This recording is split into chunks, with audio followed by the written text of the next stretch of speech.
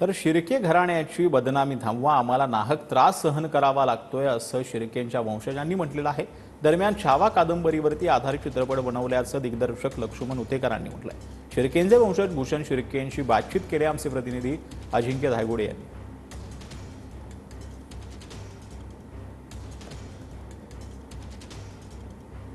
नक्की काय प्रकरण आहे आणि जे रेकॉर्डिंग व्हायरल होतंय त्यामध्ये लक्ष्मण उतेकर हे शिर्के घराण्याची किंवा तुमची माफी मागतायत, नक्की काय आहे हे प्रकरण आहे? आम्हाला फोन यायला लागले की बाबा तुम्ही शिर्के घराण्याने किंवा शिर्क्यांचे जे वंशज आहेत त्यांनी छत्रपती संभाजी महाराजांना पकडून देण्यात कठोर कारस्थान केलं वगैरे वगैरे हे त्या चित्रपटात दाखवलं गेलंय।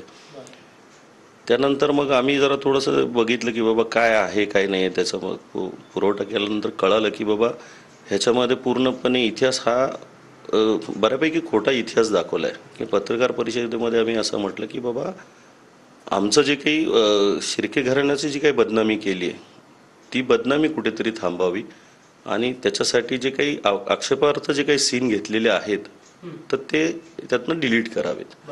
संभाजीराजांची जी बायको आहे ती कुठल्या घराण्याची आहे, म्हणजे तेच झालं ना की भावाला तुम्ही फार व्हिलन करून टाकलं। परत त्यात अजून असं पण केलंय की रश्मिका मंदाना घेतल्यात, त्या रश्मिका मंदाना घेतल्या असताना त्यांनी त्यांच्या तोंडून असं वाक्य केलं की यांच्यासारखे भाऊ परत जन्माला येऊ नयेत। हे असा इतिहास दाखवणं हा चुकीचा वाटतो ना साहेब।